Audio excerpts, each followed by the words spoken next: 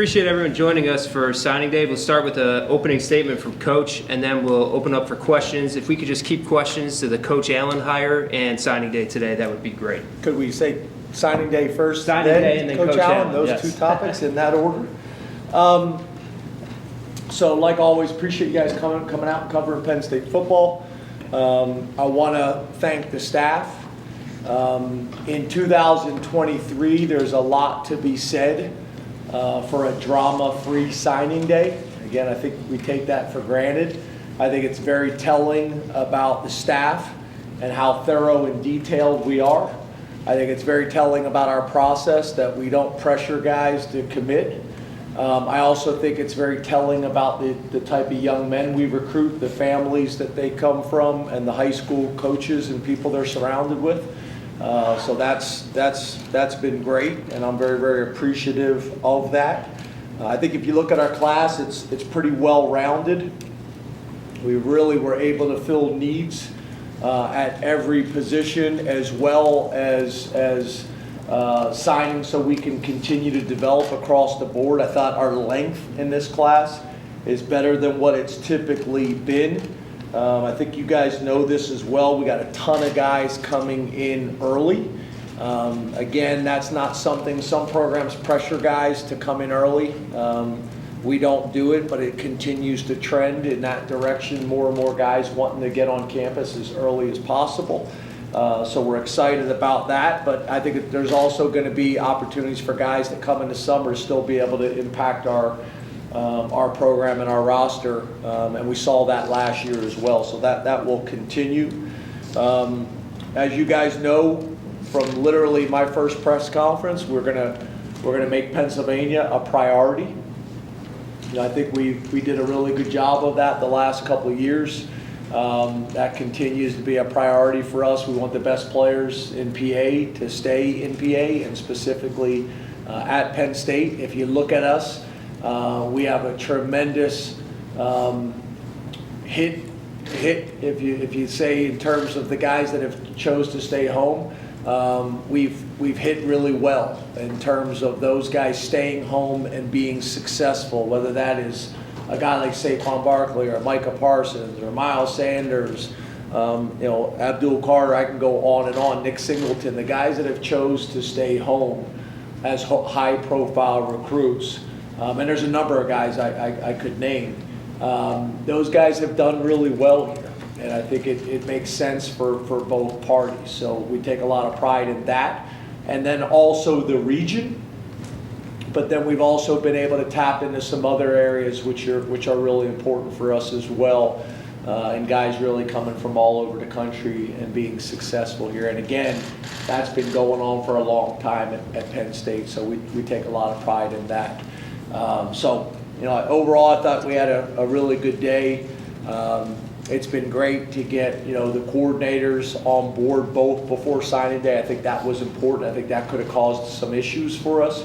So I want to thank the board for the support there as well. I think you guys know with certain hires on campus, there's a process that has to go in front of the board. So them being supportive and also timely.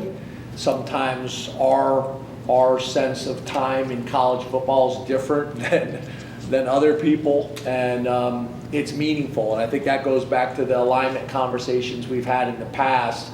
Those things are really important. If we'd have lost 2 recruits today because the timing of our defensive coordinator hire, that would have mattered and made sense. So we're appreciative of Matt Schuyler's continued support, and really, the entire board, for them understanding that football is a little bit different, whether we like to admit it or not, it is.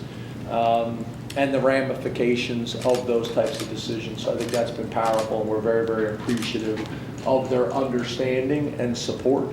But again, overall, I'm pleased with our class. We still have work to do. As you guys know, we're not a big transfer portal team. And then not only that, just the way we go about our process is different. It's amazing. There's guys that take some Penn State guys that decide to go in the portal and no one ever calls. And we try to be as thorough and detailed as we possibly can be.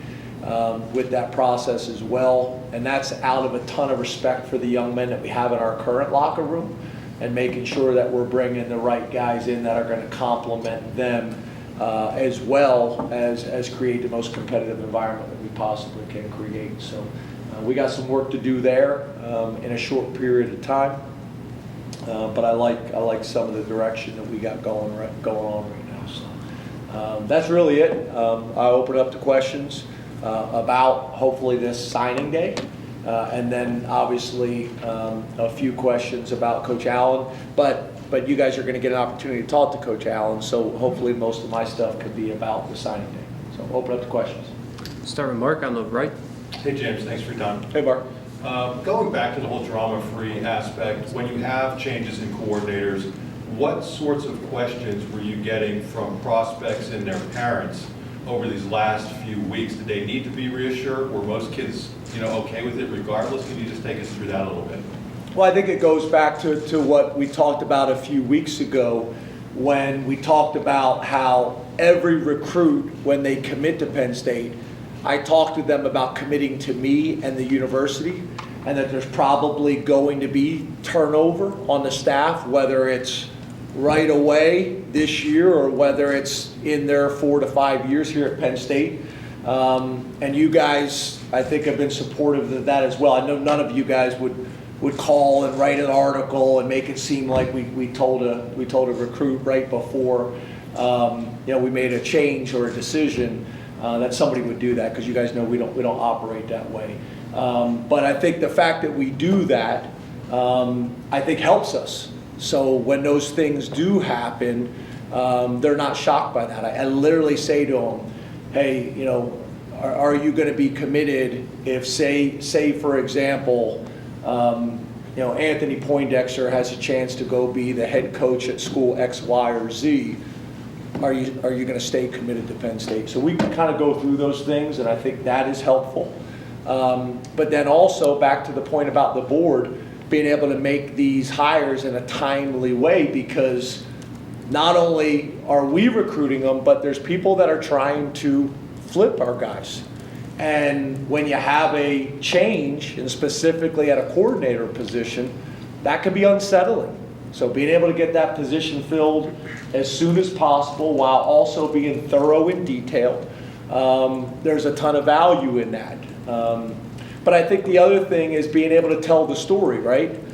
Whether it's been at Vanderbilt or whether it's been at Penn State, we got a history of playing really good defense under this current era, but really, like Terry Smith said today, really going back forever at Penn State. We have played good defense here for a long time. So trusting us, being able to show them a pattern of success and a pattern of decision making that has helped with that. I think all those things, has been a part of trying to limit that drama as much as we possibly can. On the left, Ryan. James, can you talk a little bit about Liam Andrews and the push and pull of him being an offensive lineman or a defensive lineman? Were you guys all on board with that right away when he decided he wanted to play a little bit more on defense? Because it looked like he was going to be a great offensive line prospect. Kind of surprising me. Yeah, so again, I think that goes back to that trust. That trust that they had in us, that we weren't just telling them what he wanted to hear.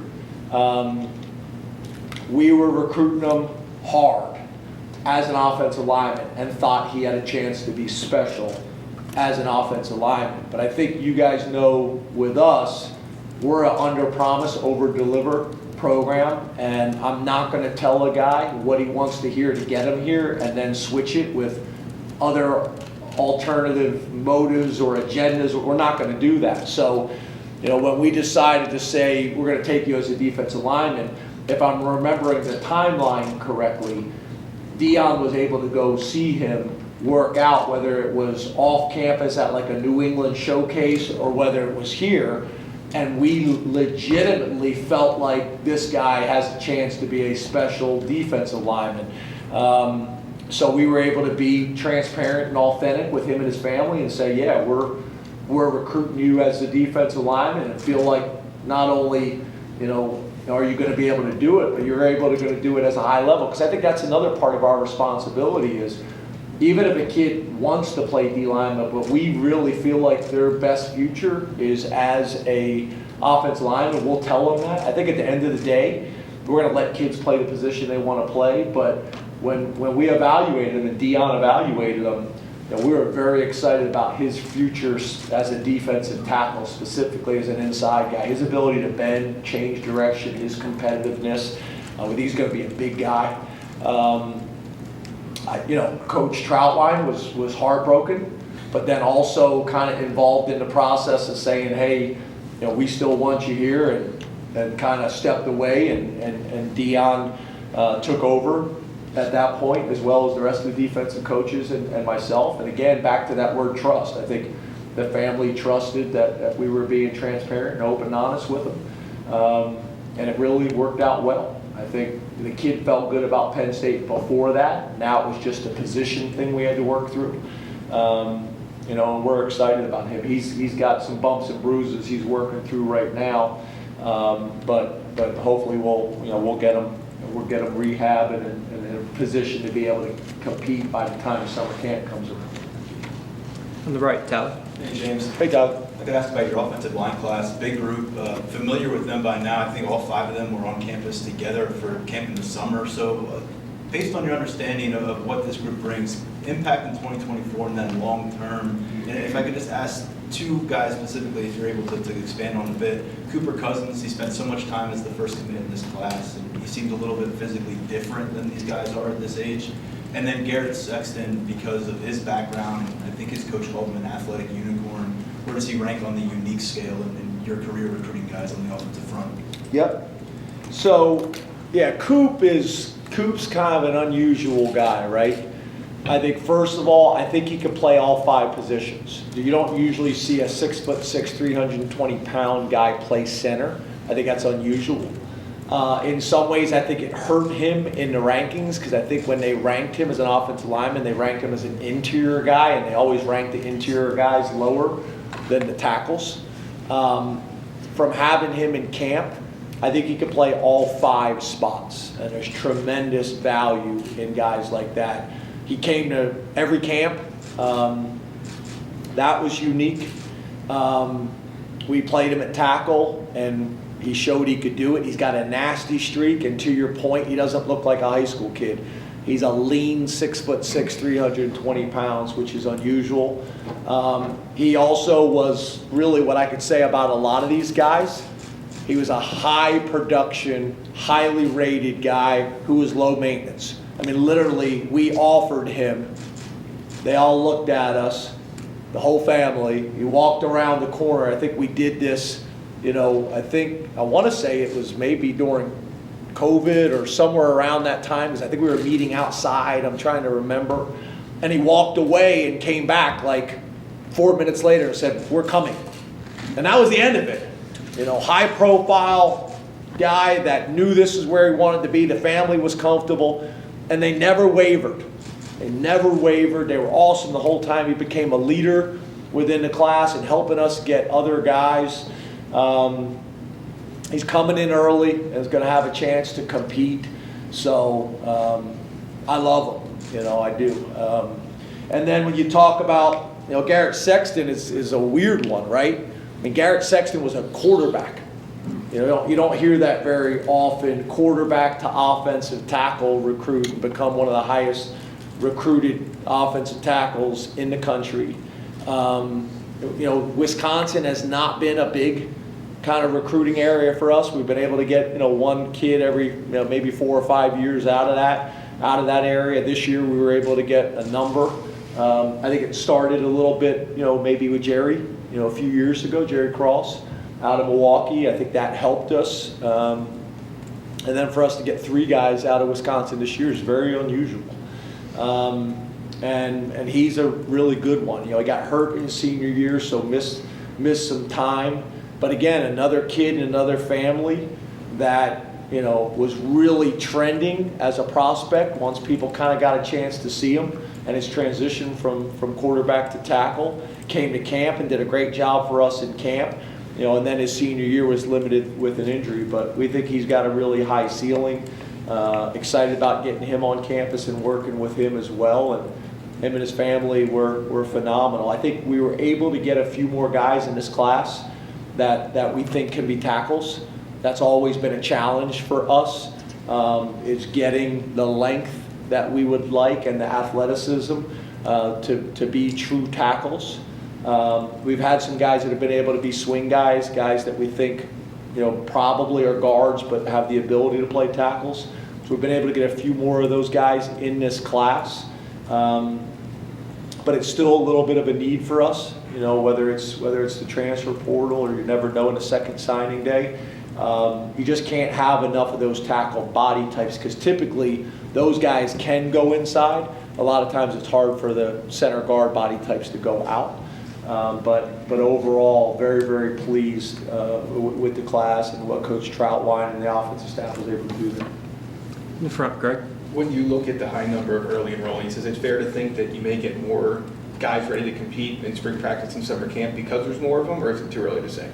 Yeah, I think obviously whenever you're able to get guys on campus earlier, I don't think it's the end-all be-all, but it helps. I mean, when they're here in the spring, learning the system, getting comfortable, getting a feel, it allows them to be better positioned to legitimately compete in the summer and during training camp. So, the number of guys, 16 guys coming in early, I think that helps. Now, I do think we got 9 guys coming in the summer that if they approach it the right way, will still be able to compete, and we've seen examples of that. So, yeah, I think your point is a good one. I think that's why you see the number trending. There's a lot of reasons why academically it makes sense. In terms of the possibility of getting a master's degree while they're here, the likelihood of that improving. Playing as a true freshman, the likelihood of that increases. So, it's not something that we really push, but I just see that becoming more and more of a trend, which also can be challenging because, a lot of times at mid-semester, you don't know exactly how many scholarships you're going to have available. Whether it's guys declaring early for the NFL or whether it's the transfer portal. I don't think a lot of people understand that part of the process. It's really a guesstimate. And that guesstimate has become harder and harder to make because before the transfer portal, we really could go back on 10 years of data to say, okay, on average, we're going to have this much attrition. And that's all been thrown out the window now. So it makes it more and more difficult to do that. So we're excited about getting them here, but it could be complicated. Audrey. James? Audrey. Excuse me, good afternoon. What excites you about the wide receivers in this class, and specifically to Sear Denmark? Yeah, so Ty Sear, is a guy that we got to know really well early on, was a high-profile guy in the state. We were able to evaluate him on film, but then also in 7-on-7 live in camp, and just supreme confidence, ball skills, change of direction. It was obvious very early on that we wanted him and felt like he had a chance to be kind of a difference maker for us in this class. When you talk about Josiah Brown, he was a guy that we identified very early on, had track times to back it up, came to camp, ran really well in camp, suffered an injury his senior year, which limited some of his impact for his team and maybe some on the rankings as well. But there are 2 guys that we know a lot about and have been recruiting for a long time. And then also Peter Gonzalez, a guy that came to camp. We told him the things that he needed to work on, and to watch the improvement he made, was significant. Dad played college football, played in the NFL as well, value in that. And then just really his measurables, height, weight, speed, and then had a really productive senior year. So, we love those guys that we got coming in. I don't think I missed anybody. But we love those guys coming in, kind of different body types, different skill sets that we think will help that room and create a competitive edge for us. You got New York, you got inner city Philadelphia, and you got Pittsburgh. Pittsburgh Central Catholic specifically, where we've been fortunate to get some good players out of a really good program. So we're excited about really getting all 3 of them. I wish some of them were coming early, but again, they're guys that we still feel like will have an opportunity to compete come summer, as long as they handle these next couple months the right way, which I think they will. Sean? James, T.A. Cunningham, a very unique situation, hasn't played a lot of football. What do you remember about his recruitment, and what goes into that evaluation to decide to take a guy that really hasn't played all that much? Yeah, so I think, first of all, I think TA is the guy that got on the national recruiting scene very early for a reason, right? There was a lot of traits that he showed that were obvious to everybody. And then obviously when you talk about whether it's moving high schools or whether it's limited film based on injuries, for us, we just want to make sure that we understand the reasons behind all those things. And the thing that's great about TA and his family, they've been totally transparent about all those things. And I think you guys know we're thorough and detailed with everything that we do. So here's a guy that had some challenges and some adversity that he had to overcome and the family had to overcome, and then some physical injuries and setbacks and things like that. But the reality is, at the end of the day, that body type, those traits, those skills are still there. And we think he's a highly motivated young man. We just feel like he's one of these guys that when he gets into our structure and our system, he's going to flourish again and be one of those guys that everybody's talking about a couple of years from now, in terms of a guy that Penn State got a steal on because we trusted our evaluation process and really did a lot of digging to make sure we understood all the details and were comfortable with the details. In the middle, Johnny? James, good afternoon. Hey, John. With Quentin Martin, what has impressed you in terms of just getting to know him as a person, but then the film, like as a player, as a running back?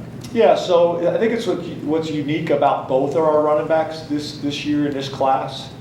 Both of them were used heavily as wide receivers. And I think in today's college football or the NFL, the more ways you can use running backs, the better. And I think we've made a huge investment this offseason and during the season to use our running backs in different ways, and we want to continue to grow in that area. But I actually think both Quentin and Corey could play wide receiver for us. It's kind of back to the conversation we had about Liam. The guys that we're recruiting really should be recruitable prospects on both sides of the ball. You should be able to make the argument that those guys, are able to do it and do it at a high level. The thing again, and I've said this about a lot of our guys, but here's Quentin, who's the #1 recruit in Pennsylvania based on ratings and rankings, depending on how much stock you put into that kind of stuff. But really was low maintenance. I mean, Quentin and his family and his support system have been awesome. He was able to lead his team to a state championship game this year, committed to us, never wavered, didn't stop flirting with other schools and other teams, totally shut it down. Really has done extremely well academically. It's just been awesome. And again, back to that whole, Jaywan Sider's a guy that I think if he chooses to be a head coach is going to be a head coach. You just saw another one of our former guys, Jared Parker, get the head job at Troy. There's been a bunch of guys that have come through here that have gone on to be head coaches. And here's another one that, I wanted to make sure Quentin, understood that as well. If Coach Sider just decides he wants to be a head coach, he's going to be. So are you comfortable with that and committing to Penn State? And Terry Smith and myself, Terry's another guy like that we talk about. And Quentin and his family really never wavered. Had some hard conversations early on and working through some dynamics and things like that, but was awesome. And I just think, I don't care what business you're in, what industry you're in, when you're in a leadership position, the more staff that you can have that are high production and low maintenance, the more players that are high production and low maintenance, especially in 2023 with all of the craziness going on in college athletics and specifically college football, you know, that's something that we really value. And I think he's another example of that. And then he's coming in to one of the best running back rooms in the country. That didn't intimidate him either. Wants to come in and compete and see how things play out. And we're going to put him in a position to do so. So, awesome. You know, we got a pretty good run going right now, again, of the state of Pennsylvania and the #1 player in the state of Pennsylvania. We got to do it again next year. You know, that's not looking as promising right now as it has been the last couple of years, but we're going to battle and find a way to get that one done as well. And all these players like Nick Singleton and Quentin that have done it, they got a responsibility to help us sign the #1 player in the state next year as well.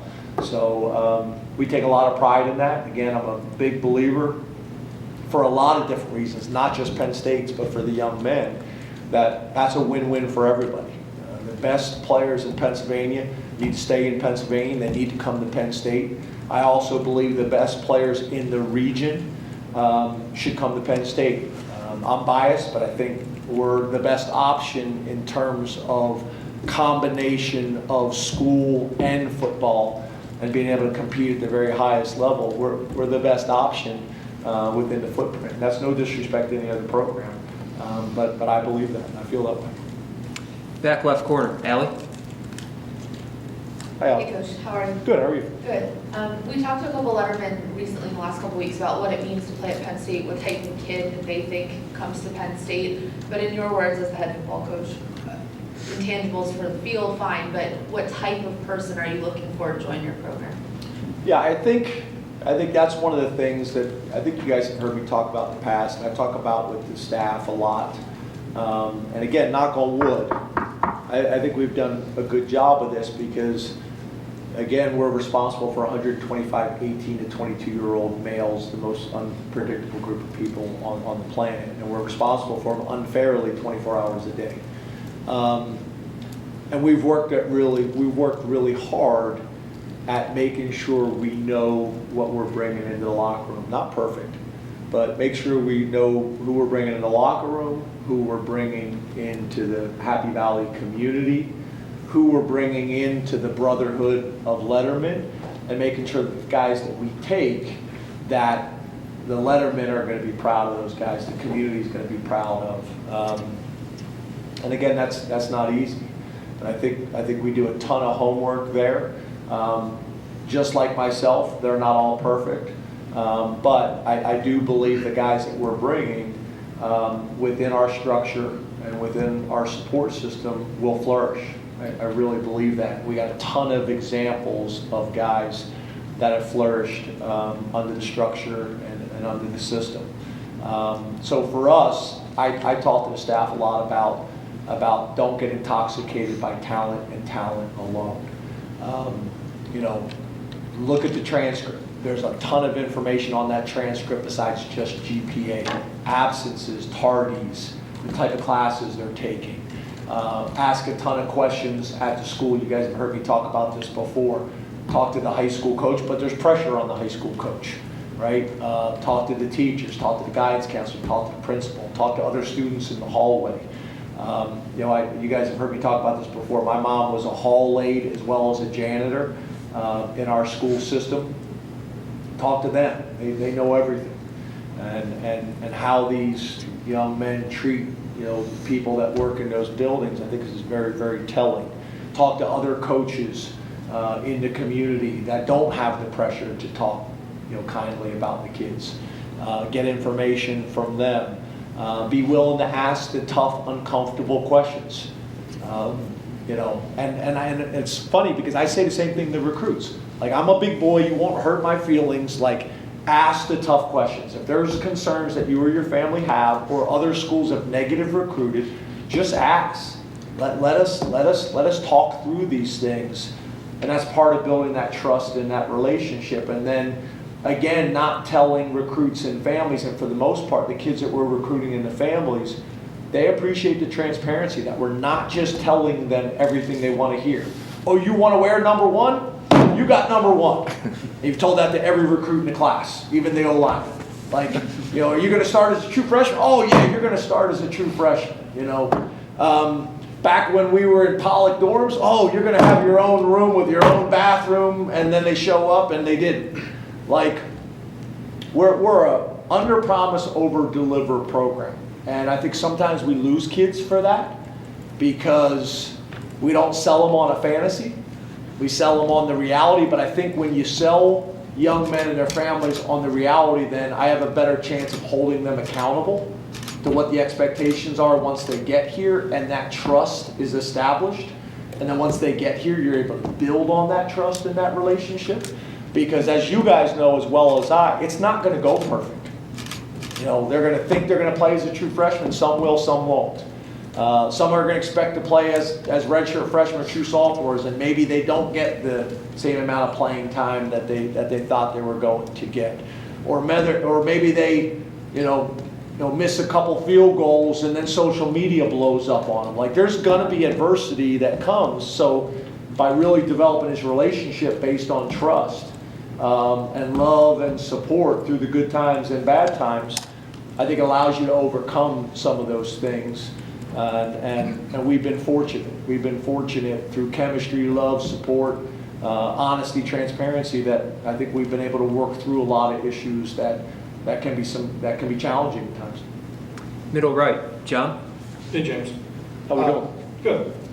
With regard to Tom Allen, you mentioned wanting someone with head And coaching. that was how many questions we got before Tom Allen? About 35 minutes. 5, 6, 7 questions. 7 questions, and how much time? 34 minutes. 34 minutes. Thank you. You guys are awesome today. Correction, 8. 8 questions. With regard to Tom Allen, though, you mentioned wanting someone with head coaching experience, but he obviously hasn't been a full-time defensive coordinator since 2016. How does that change the evaluation process, and how do you kind of fill those gaps when there's not maybe a recent sample of him being a defensive coordinator? Yeah, I think that's a great question. So a couple things. I think first of all, I think the combination of being a defensive coordinator and a highly successful one. When he was the defensive coordinator at Indiana, they were the most improved defense in the country. And I think that's the other thing that you have to be careful of. Say you're trying to hire 2 coordinators and you're trying to decide between the 2. We all have to recognize they're different programs. Like, there shouldn't be the same expectation for different programs. So as much as you possibly can, you're trying to compare apples to apples and oranges to oranges, which is difficult to do. In college football in general, right? When some teams play 9 conference games and other conferences play 8, that's hard to do. So what we try to do is say, okay, the things that you can control, did you control them? And when he was the defensive coordinator, it was the most improved defense in the country. That was telling. Okay, so here's the other thing. To your point, when you became the head coach, some guys get pulled in so many different directions that you're not really having the impact that you'd like to have, right? Which is natural when this job really, for the most part, requires you to be a CEO of the entire organization. There are some guys that have been able to be the head coach and offensive coordinator, or head coach and defensive coordinator, but not many. That's challenging to do. So when you get with Tom and you start talking ball, is he one of these guys that's been removed from those things and is rusty and has to get back into being able to talk ball in a way specifically to defense that gives you the confidence that it's not going to take some time for him to get back into the rhythm of calling the defense. And that was really apparent very early on to me, as well as our staff, that this is a football guy that is still heavily involved in what's going on from a scheme and from a fundamental perspective. And that was obvious. If it wasn't, then we wouldn't be sitting here talking about Tom Allen, because I'm not looking for just a head coach of the defense as a CEO role of the defense. I'm looking for a leader of the defense, and that leadership is not only the staff and the players and the fundamentals and the schemes and all those things. It's all those things that are going to allow us to play really good defense again, which we've been doing here for a long time. So, do you study the data? Yes, but to your point, sometimes that's hard when you're no longer calling the defense. So you go back and say, when he did, what happened? And then once you start talking defense again, does everybody in the room feel like, okay, not only does this guy know ball and know defense, but also there's enough similarities in what he believes and what we've done, because we don't need to just start over. That would make no sense, right? But we're also not going to ask Tom to come in and be somebody else. He's got to say, okay, here are the things that are non-negotiables for Tom Allen and how we're going to run our defense, and allow him to have the answers to the problems, because that's the issue, right? You hire somebody to run somebody else's defense. Well, they don't know that defense well enough to know what the answers are when you're having problems. Because every defense has strengths and weaknesses, and when people attack your weaknesses, you know what the solutions are. So these were a lot of discussions that we had when we hired Andy and Tom. Because really on either side of the ball, we're not as far away as we think to go where we want to go, specifically on the defensive side of the ball. So all these things were part of this conversation, and Tom needed to be comfortable with that, because just like we talked about with the recruits, I'm also not going to sell Tom on something and then he gets here and I want something different. You know, Tom was in a position that he didn't need to take this job. So I wanted Tom very comfortable with what he was signing up for. I wanted to be very comfortable with what I was signing up for. And then this was an unusual situation too, because a lot of times it has to go so fast because of your situation, because of recruiting. But then also, if the guy has a current job, that plays a part in it as well, because they're trying to keep them, you're trying to get them away. The longer they're there, the harder it is to get them. So, so this was kind of unusual too, because he was out of a job, and it allowed us to really take our time on both ends, for him and his wife, and for us as an organization too. So that's what I probably have the most comfort in, and why you said I looked better. Well, wonder why? Because I got Coach K and I got Tom Allen, and everybody signed, no drama. So I slept more than 5 hours last night, which was awesome. So I appreciate it. In my 10 years, first compliment you've given me, and I'll take it. But you know, all those things kind of factored into it. But I think, again, back to your original question, how can I compare apples to apples so I can make a decision and know truly what we're looking at? The other thing that's interesting is, like, you know, I think sometimes people want to say, well, let's look at the numbers of when he was a head coach because he's got a defensive background. Well, did you guys do that for the last guy? Because the numbers would tell a very similar story. So again, my interest is what did he do when he was controlling the defense from A to Z.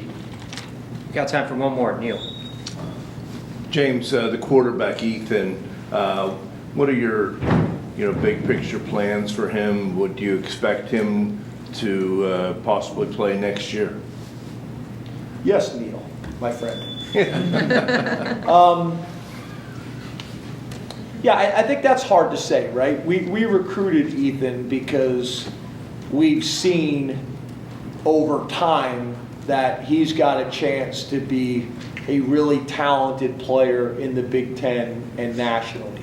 He's proved that, you know, over his entire career, and really over the last probably year and a half, has really taken it to a different level. His high school and his high school coach did a phenomenal job with him.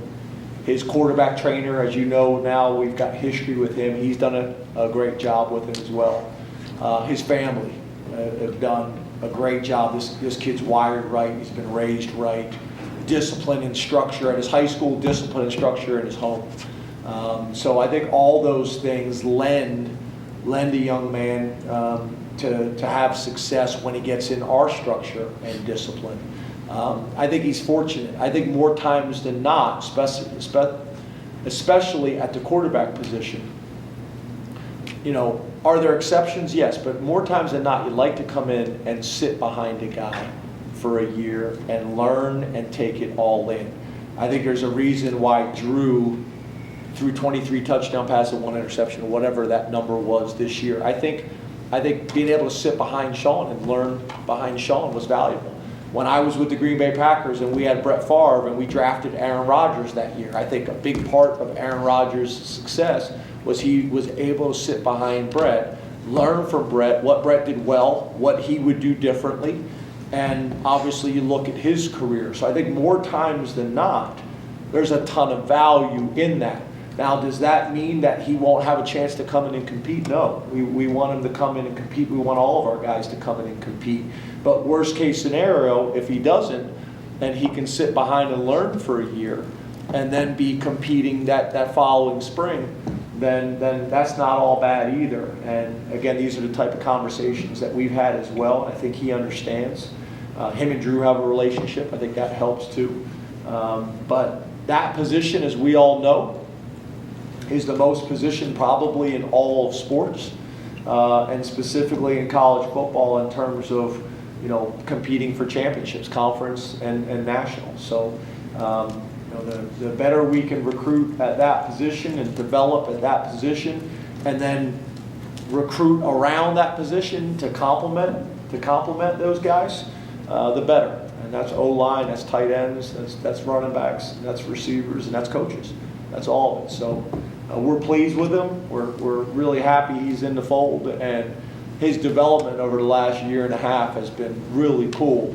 And it's interesting because you look at Drew's kind of trajectory as a recruit, and Ethan's very similar in a lot of ways. So pretty cool. I think we're also allowed to recruit other states besides Ohio for quarterbacks, but if it works out that way, we'll be happy to go there again. Thank you very much, Coach. Thanks, guys. Thank you. Thank you. Thanks.